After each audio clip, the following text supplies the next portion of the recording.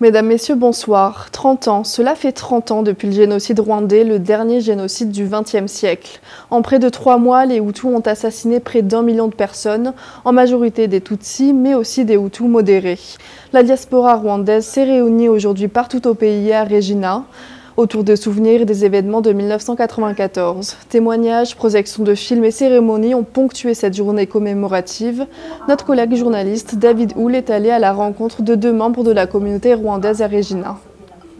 30 ans, c'est rien pour des gens qui ont vécu ce genre de choses. Pour les étrangers, des gens qui sont loin de cet événement, 30 ans semble un long temps. Mais 30 ans, c'est vraiment rien. Pour nous, c'est comme hier.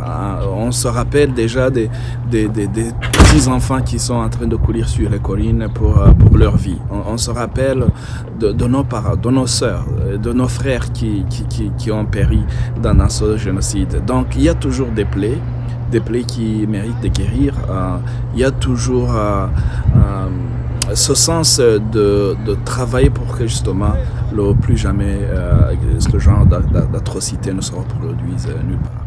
Qu'est-ce que vous voulez transmettre aux gens qui sont moins familiers avec ce qui s'est passé au Rwanda il y a 30 ans? Ce qu'on veut transmettre, c'est que le mal ne soit plus dans notre vie.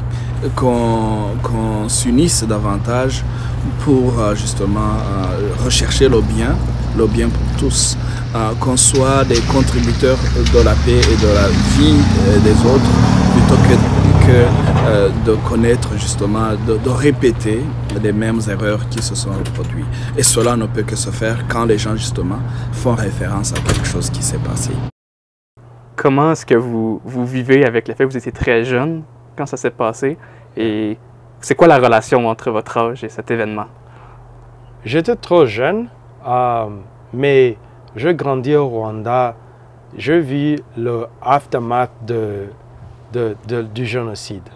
Je vis donc, quand on allait pour prendre de l'eau, je vis quelquefois des personnes qui ont déjà été tuées, et ça fait à peu près 3 ou 4 mois qu'elles sont là-bas.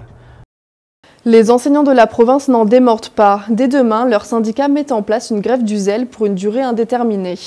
Les enseignants seront dans l'établissement 15 minutes seulement avant et après les cours.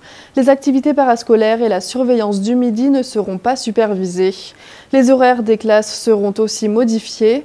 Dans les écoles publiques de Regina et Saskatoon, il n'y aura pas de transport scolaire à la fin de la journée.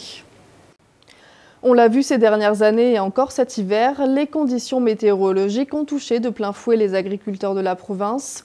Conséquence, les productions agricoles sont en baisse. Certains experts estiment aussi que les contribuables en paieraient le prix. Et parmi ces experts, il y avait le directeur du centre Simpson de l'Université de Calgary, Guillaume Lermy. Il a notamment étudié les pratiques de conservation des sols, des modèles de pratiques agricoles plus vertueux selon lui. Comment on fait pour alors subventionner ces bonnes pratiques ou aider les agriculteurs à les mettre en place. Donc ces bonnes pratiques sont partiellement adoptées, ont un potentiel de limiter l'érosion du sol et surtout de séquestrer du carbone à moyen terme. Donc c'est pour ça que je parlais de l'agriculture comme une des solutions au changement climatique. Et bien on est en plein. Demain, l'Amérique du Nord aura les yeux rivés vers le ciel. L'éclipse solaire va être totale dans certaines régions du Canada. Ici en Saskatchewan, elle sera partielle. La province sera plongée dans le noir pendant 2 heures. Pour observer à nouveau ce phénomène exceptionnel en Saskatchewan, il faudra attendre l'année 2044. L'éclipse sera totale dans la province cette fois. Alors certains n'ont pas hésité à voyager des milliers de kilomètres pour avoir la meilleure vue du spectacle, comme Michael Bell, un Saskatchewanais qui a fait le déplacement jusqu'à Santa Fe au Nouveau-Mexique. Such an interesting thing to observe, that in the middle of the day the light would dim, and we had these eclipse glasses, and it was just very incredible in a way to see the moon pass in front of the sun. Voilà mesdames, messieurs, c'est ce qui conclut ce bulletin d'information. Ici Charlotte Marchal, merci d'avoir été avec nous.